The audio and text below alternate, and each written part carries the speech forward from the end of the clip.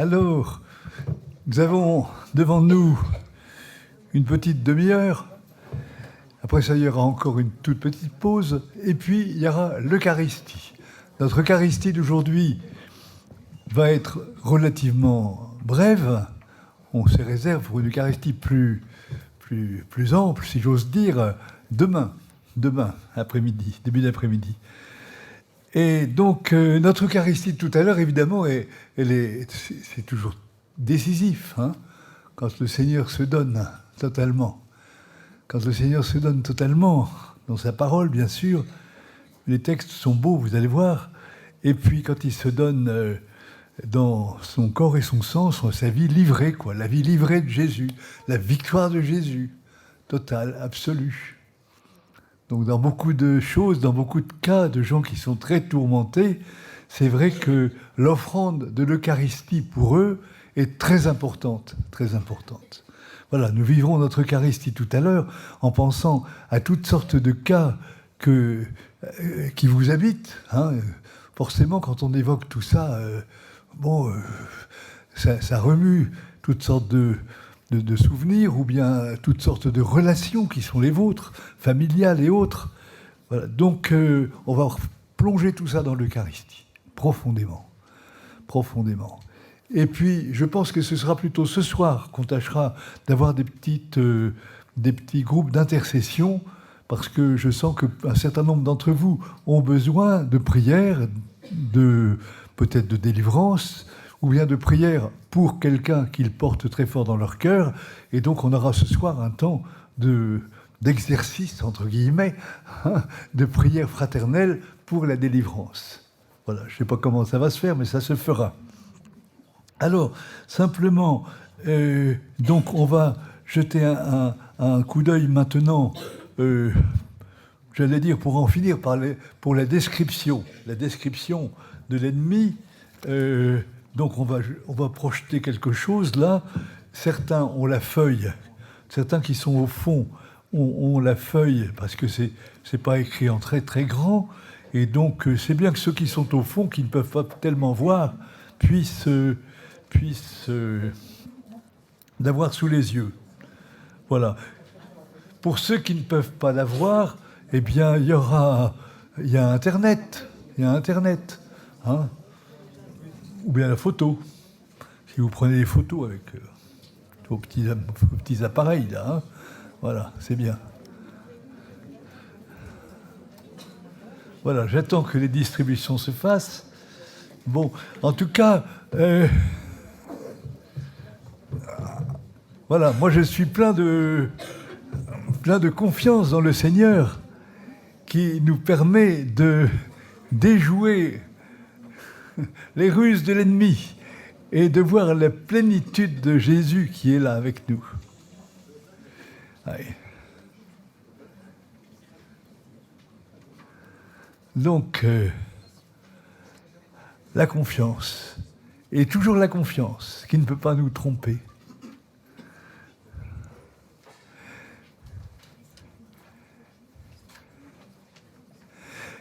Et si vous êtes habité par des esprits divers, des esprits de tristesse, des désirs de mort, un petit peu de tendance suicidaire, un petit peu de désespérance, eh bien, allez, vous remettez tout ça tranquillement dans la grâce du grand Shabbat, hein, dans la grâce du samedi saint, dans la grâce de Jésus qui descend dans les profondeurs. Jésus, écoute, j'ai un grand désir que tu fasses ton travail en moi. Voilà, en ce jour de Shabbat. Voilà. Nous vivons le Shabbat pas tout à fait comme nos frères juifs qui attendent la venue du Messie. Ils l'attendent encore. Nous savons qu'il est venu et qu'il opère, il agit.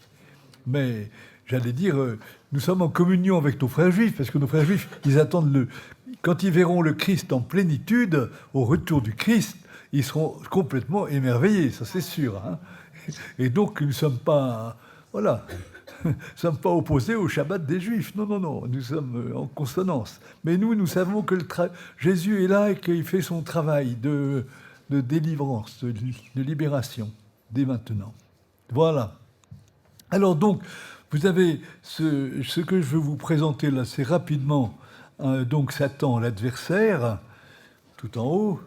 Et alors cette phrase clé, le diable est pécheur dès le commencement, c'est pour détruire les œuvres du diable que le Fils de Dieu s'est manifesté. C'est pour détruire les œuvres du diable que le Fils de Dieu s'est manifesté. Première de Jean, chapitre 3, verset 8. Ça, moi, c'est un texte que je cite beaucoup. Tout comme je cite beaucoup le texte, bon, ce que vous déliez sera délié, etc. Et puis le texte, bien sûr, que je vous ai dit, tout esprit, toute entité, on va dire, au ciel, sur terre, aux enfers, doit se prosterner et reconnaître que Jésus-Christ est Seigneur à la gloire de Dieu le Père. Allez, vous devez obéir, vous devez vous prosterner. Voilà. Ils doivent obéir. Voilà. Donc, prière de confiance. Jésus est venu pour détruire les œuvres du démon. Alors, vous avez là un certain nombre de choses qui, je cite simplement, mais ça nous permet quand même de bien situer.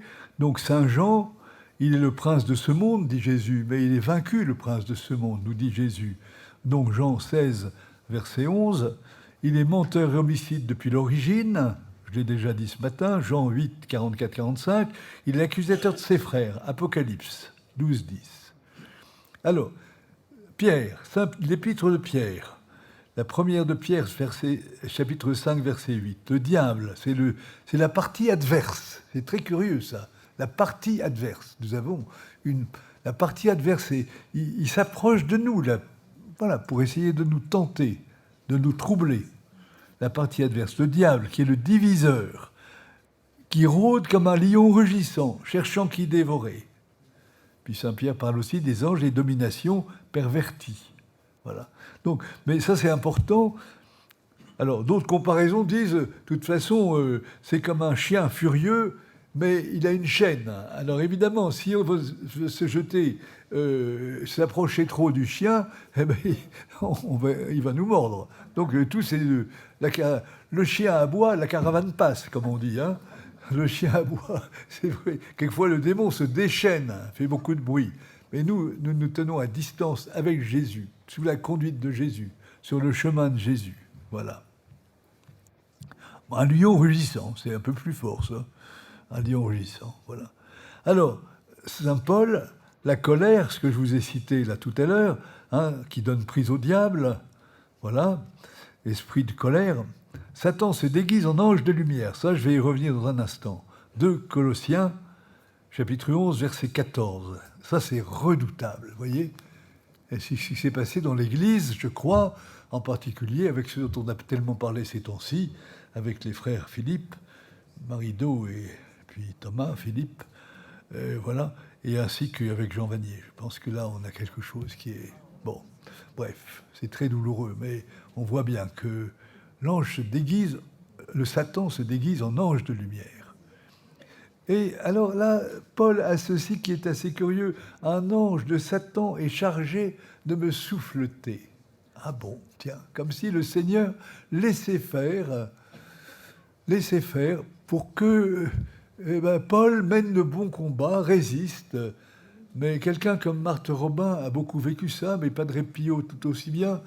Hein, et notre bon curé d'Ars ici, avec le grappin. Hein, et visiblement, on sent que là, dans des cas spéciaux, avec le consentement de la personne, le Seigneur permet que le démon attaque, soufflette quelque part, et que la personne, voilà, grandisse dans la fidélité à Jésus, dans la force de Jésus, dans la résistance grâce à Jésus. Voilà. Marthe qui était quand même bien tourmentée à certains moments, oui. Mais voilà, résistante. Donc voilà, Paul parle des manœuvres du diable, les filets de Satan. Et il parle en Éphésiens 6, 11, 12, c'est tout l'espace qui est quadrillé, les principautés qui sont tout en haut, les puissances, les régisseurs de ce monde de ténèbres, donc dans les souterrains en quelque sorte, il agit dans les ténèbres, et dans ces esprits qui polluent l'atmosphère. Il y a des endroits qui sont pollués. Quand vous vous baladez dans certains coins où il y a beaucoup d'ésotérisme, où il y a beaucoup de choses mauvaises, eh bien, vous sentez que l'atmosphère est infestée. Quand vous allez devant la grotte de Lourdes, là, on respire. Ça va bien. Mais il y a d'autres endroits, même à Lourdes, hein, où vous dites, oh là là, attention, ici, on peut suffoquer un petit peu, parce qu'on sent qu'il y a des choses malignes qui sont au travail, vous voyez, et que des gens se laissent faire, quelque part. Voilà. Les esprits qui polluent l'atmosphère. Et là, on demande vraiment au Seigneur de dégager l'atmosphère. On prie ensemble. Moi, j'ai beaucoup fait ça avec les sessions, les étés là, de Tente de l'Unité. Avec la Tente de l'Unité, on était catholiques, protestants, évangéliques ensemble, et on faisait 15 jours dans une ville ou l'autre. Et je me souviens, à un certain moment, quand on arrivait dans une ville, on sentait l'atmosphère empestée. Et les gens peu disponibles pour nous accueillir, pour entendre les témoignages qui pouvaient être donnés, ou les chants que l'on pouvait chanter sur les places publiques. Voilà. À Tournon, par exemple, alors la ville était vraiment dans de grosses difficultés. Et notre groupe, alors, un après-midi, a dit, c'est pas la peine qu'on aille faire un plein air pour témoigner. Non, il faut qu'on circule dans la ville et qu'on prie. Qu'on prie pour dégager la ville de toutes sortes de présences pestilentielles, là, du malin qui se trouve là.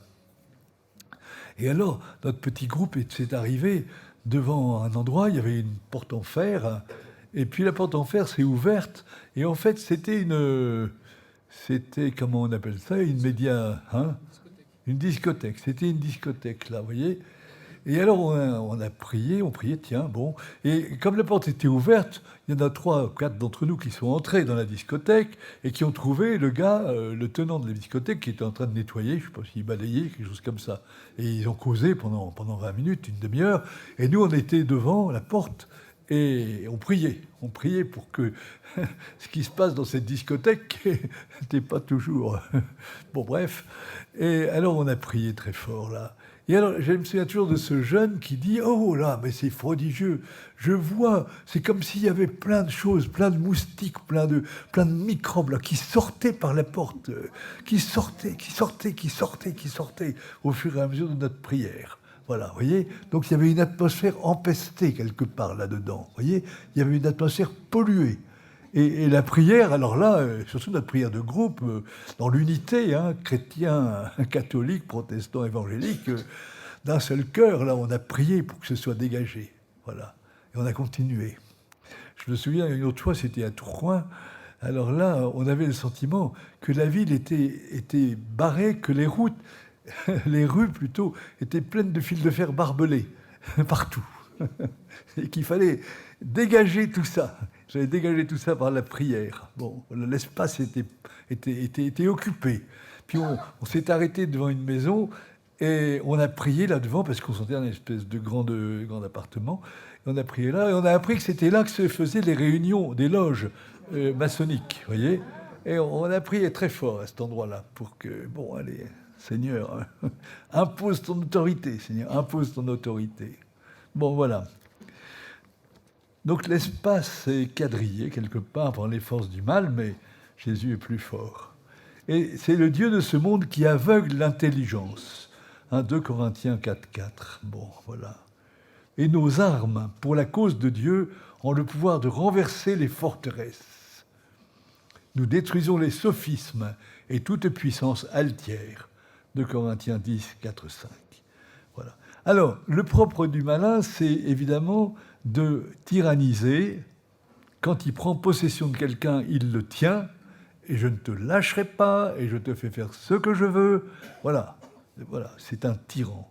Il tourmente, il pervertit. Quelquefois, il donne quelques fausses joies, quelques fausses satisfactions de réussite au début. Et puis après ça, c'est la cata, complètement. Donc le Christ venu en ce monde l'a vaincu. À la croix, son amour était plus fort que la haine déchaînée. Nous avons à nous positionner dans cette victoire du Christ Jésus. tout le temps, hein, pour commencer. Voilà.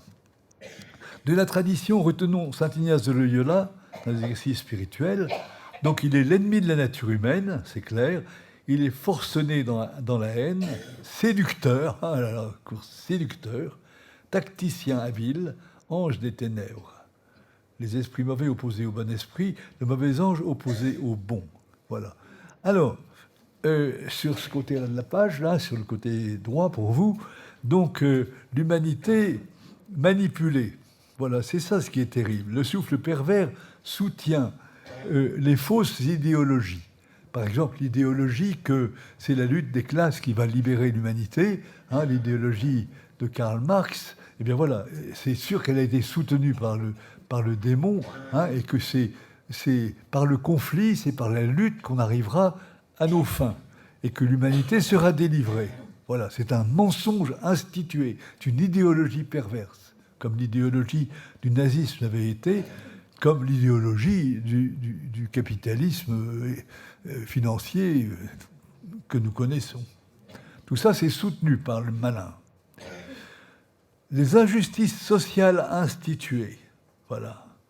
Bon, on tolère l'esclavage, on tolère la traite des Noirs, etc. Bon. Voilà. Terrible ça, hein? Oui, voilà. Bon.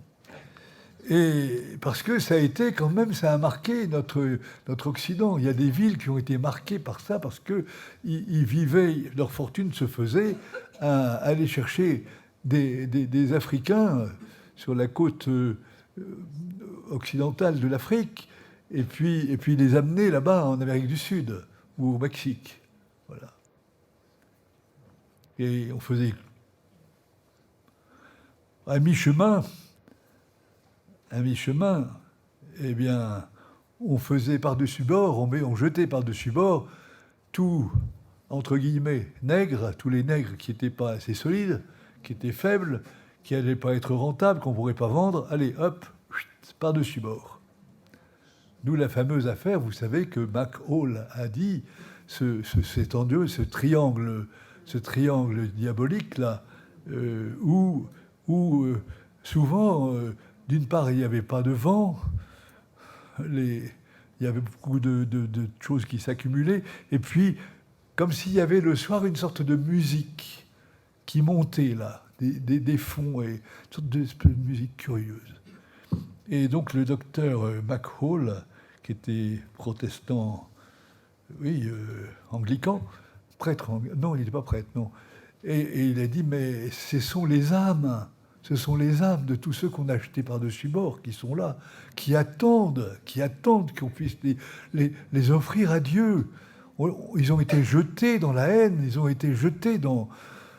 Voilà, et ils sont là, ils sont dans l'attente que, enfin, l'humanité demande pardon, leur demande pardon à eux, demande pardon au Seigneur, de se mettre en repentance, et puisse les offrir à Dieu dans l'Eucharistie. Dans l'Eucharistie. Voilà.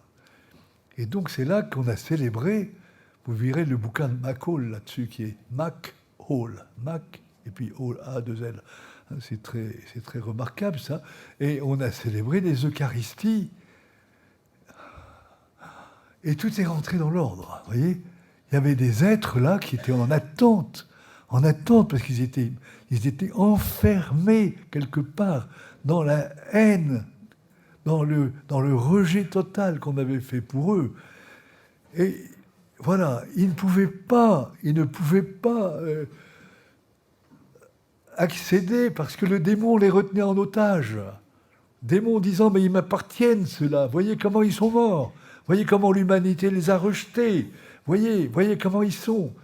Alors voilà, eh bien, ils n'ont pas le droit d'aller dans la lumière de Dieu, c'est pas possible. Il n'y a aucun amour dans leur vie, ils sont morts. Ils ne pouvaient pas les mettre en enfer quand même, il n'y avait aucune raison. Mais alors ils gardent en otage, voilà, voyez. Et puis vient le moment où on demande pardon au Seigneur, au nom de nos ancêtres. Pardon, chers amis noir qui avait été jeté de façon ignoble, épouvantable, dans une grande angoisse, qui est mort dans une grande angoisse, voilà, que personne n'a offert à Dieu, personne n'a présenté au Seigneur. Pardon, pardon Seigneur, voilà. Et puis voilà, vous voyez, pour les restituer. Mais il faut faire ça aussi pour les petits avortés. Vous voyez ce que je veux dire, hein? Faire ça, vous voyez, voilà. On te les offre, Seigneur, on te les offre, voilà. Donc, pourquoi je dis ça, moi? Ah oui, c'est ça. Bon, c'est dire qu'il y a eu, dans l'humanité, il y a eu des trucs épouvantables, quoi, c'est sûr, et qu'il faut vraiment demander. Il faut faire réparation. Est-ce que c'est le bon mot? Oui, je crois. Il faut faire offrande, en tout cas. Il faut faire offrande au nom de tous nos frères. Il faut faire demande de pardon. Voilà. Faire demande de pardon. Quelquefois, nous avons des atavismes familiaux comme ça, vous voyez, qui peuvent être assez lourds. Parfois sans s'en rendre compte. Je me souviens de cette famille distinguée, parisienne, n'est-ce pas? Je n'ai rien contre Paris. Et alors, cette famille, eh bien, était une famille très troublée. Il y avait constamment de la bagarre, de la jalousie, de la méchanceté à l'intérieur de cette famille, qui par ailleurs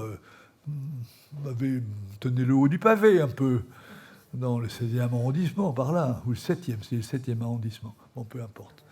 Et alors, en parlant un petit peu, etc., ah oui, ah ben nos ancêtres, ils étaient là-bas, du côté de Nantes, et alors, ah ben ils étaient corsaires. Ah bon? Ah oui, c'était des gens étonnants, de courage. Et alors ils sillonnaient la mer, et alors ils abordaient les bateaux qui étaient remplis d'or et de toutes sortes de choses très riches. Alors ils attaquaient ces bateaux, évidemment ils jetaient par-dessus bord tous les marins, etc., qui étaient dedans, et puis ils s'appropriaient les richesses. Voilà. Et finalement, nos ancêtres, les corsaires. Ah ben dis donc, alors là. Mais fierté pour ces ancêtres qui avaient été tellement courageux. Aïe, aïe, aïe.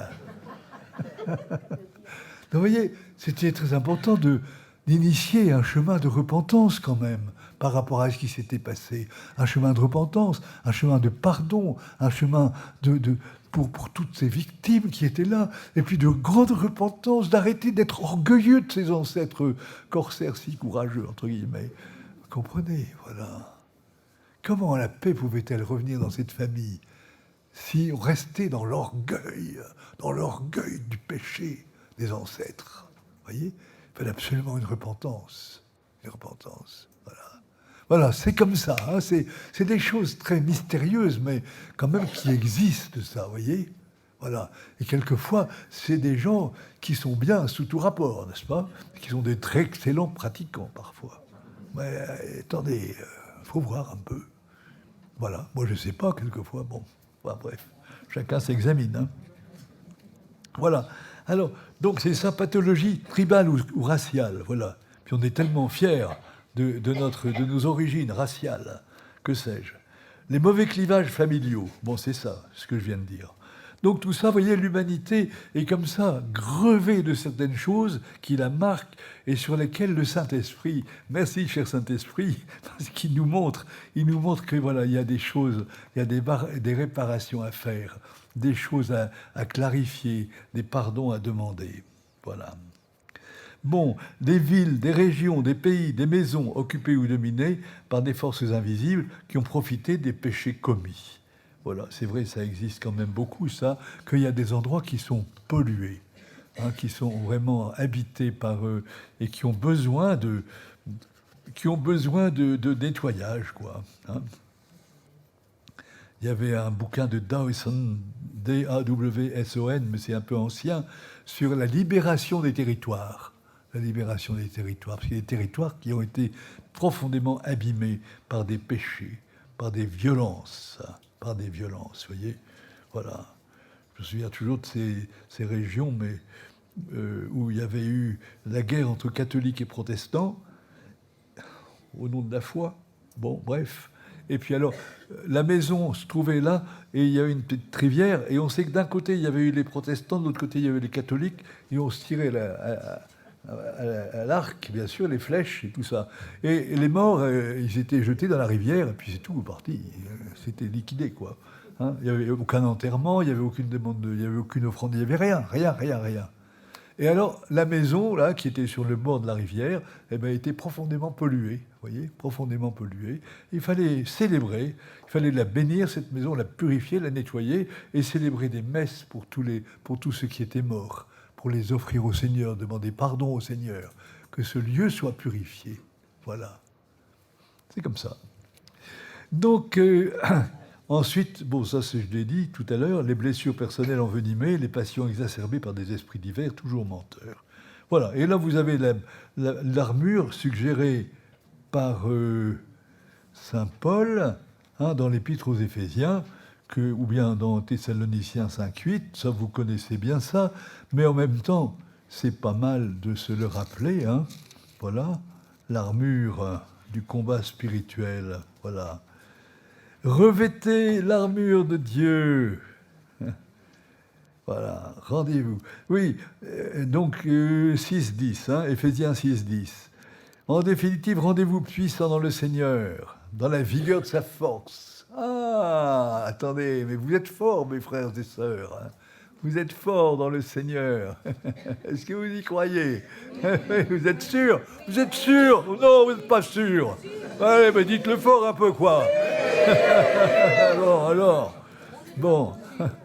Rendez-vous fort, rendez-vous puissant dans le Seigneur. Humblement, parce que je suis un pauvre bonhomme, hein. Je suis un pauvre bonhomme, mais enfin voilà. Et dans la vigueur de sa force. Revêtez l'armure de Dieu pour pouvoir résister aux manœuvres du diable. Car ce n'est pas contre les adversaires de sang et de chair que nous avons à lutter, mais contre les principautés, les puissances, les régisseurs de ce monde de ténèbres, les esprits qui polluent l'air, du mal, qui habitent les espaces célestes.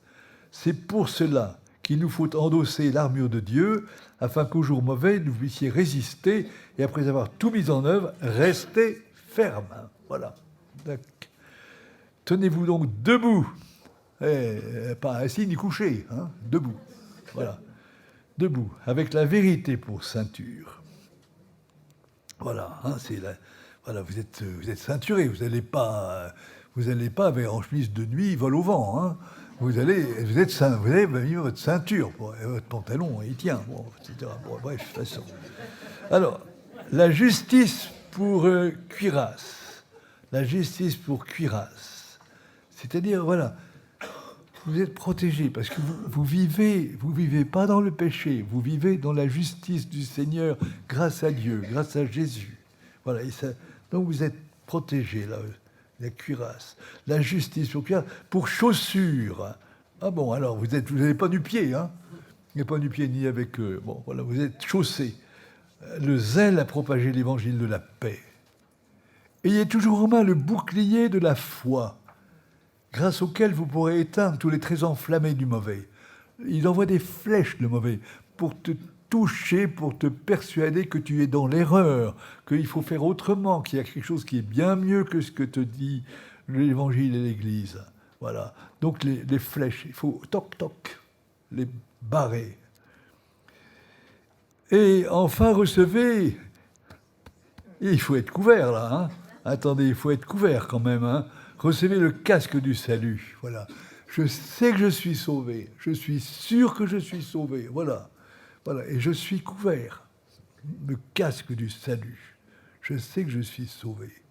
Et le glaive de l'esprit, quand même. Tac. Hein. Le glaive de l'esprit, c'est-à-dire la parole de Dieu. La parole de Dieu. Avec le démon, il faut dire la parole de Dieu, comme Jésus dans l'évangile que nous allons lire demain. Hein. La parole de Dieu. Elle est, voilà. Arrière, Satan, tu n'as rien à faire ici. Voilà. Ce que vous déliez sera délié. Voilà. Les forces du démon doivent se reculer. Donc c'est le glaive de l'esprit qui nous donne l'autorité. Voilà. Vivez dans la prière et l'explication, priez en tout temps dans l'Esprit Saint.